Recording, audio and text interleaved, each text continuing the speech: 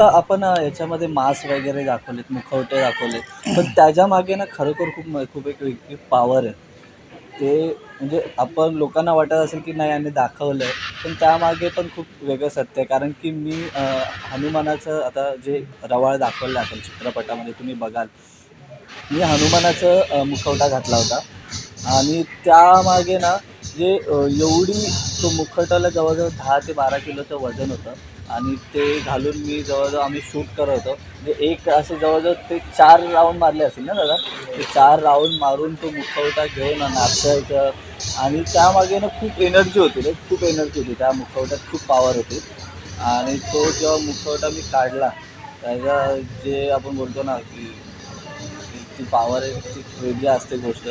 तो मी खूप अनुभवलं आहे आणि मला ज्यांनी जो मुखवटा घातलेला त्यांनी मला सांगितलं की तू तू ज्या देवाचा घातला आहेस ना, त्या देवाच्या मंदिरात जाऊन तू नारळ ठेव. हां, ठेव.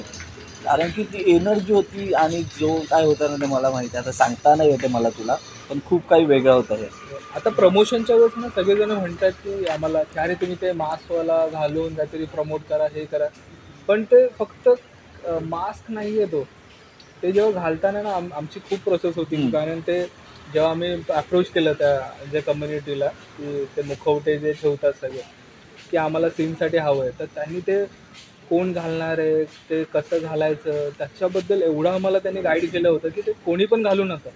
ते घालण्याच्या अगोदर तिकडचे जे भगत असतात त्यांनी ती पूजा करून दिली.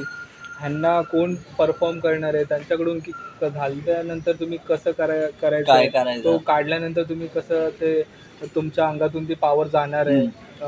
ती नॅचरल हो, नाही. सुपरनॅचरल खूप. पॉवर जी होती ती कशी घालवायची. तर हे खूप मीच ऐकताना दंग झालो की हे फक्त खेळ नव्हता की खेळण्यासारखं ते मास्क वापरायचंच नव्हतं हे.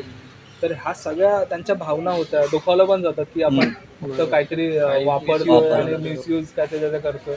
तर ते खूप मानतात पण. आणि हो. जेव्हा ह्यानी जे सांगितलं हनुमानाचं मुकुट त्यांनी ते घालून ते नाचवलं, त्याच्यानंतर त्याच्या अंगावर ओरखडे होते. ते लिटरली ओरखडे होते. तेव्हाच आम्हाला कळलं की हे काहीतरी वेगळंच आहे. आणखी ते झेपणं, आणखी एक ऋषभ शेट्टीच्या इंटरव्ह्यूमध्ये पण ऐकलं होतं की कंतारामध्ये त्याने जे परफॉर्म केलं, तो सगळीकडे परफॉर्म नाही करू शकत. त्याला सगळे म्हणतात की तो डायलॉग किंवा तो शेवटचा जो त्याचा पॅच खूप फेमस झाला होता, ते परफॉर्म करायला लावतात. पण तो कधीच करत नाही. तर तो तेव्हा तेच सांगतो की हे फक्त ॲक्टिंग नाही आहे माझी, हे ॲक्टून यावंच लागतं. हे म्हणतात की ह्यांनी नाचवलं, पण तो खरंच देव त्यांच्या अंगात येतो आणि ते परफॉर्म करतो. हे आम्ही अनुभवलं ते. अनुभवलंय. हो. ते कमाल होतं. कमाल म्हणजे अरे येस, येस. अक्षरशः ते एक म्हणजे असं एकच नसतं की एकच टेकमध्ये सगळं होईल. त्याचे म्हणजे 5-6 टेक व्हायचे. पण त्या 5-6 टेकमध्ये जवळ ना एवढा मोठा सर्कल होता की हो, त्यांची पूर्ण शक्तीच हां, निघून गेली होती. तो त्याच्यामध्ये. त्याला आजारी पडण्या एवढा तो झाला हां, होता. हां. तेव्हाच मानलं की हे कोरफड काय नाही. म्हणून आम्ही हां, ते प्रमोशन म्हणजे फक्त प्रमोशन म्हणून काहीतरी मास्क घाला आणि फिरा, हां. ते आम्ही नाही केलं. की तुम्ही ते फिल्ममध्ये बघाल ना तेव्हा कळेल तुम्हाला की का आम्ही ते मास्क घालून ते प्रमोट नाही करत आहोत. एक तर आम्हाला पण ते पॉझिटिव्ह साईन होता की हां, हे आमच्यासाठी प्रमोशनल मोठा टूल होता की आम्ही मास्क घालून काहीतरी परफॉर्म केलं असतं. पण त्याच्यामागे पण खूप कारणं आहेत. की ते फक्त त्याच वेळेस परफॉर्म केले जातात. त्याच्यामागे ते परफॉर्म करताना पण खूप साऱ्या विधी आहेत. तर त्या फॉलो करावं हं. लागतं. तर ते आम्ही जपलं आहे, की ते फक्त स्क्रीनवरच तुम्ही बघा. ते एकदाच होतं ते.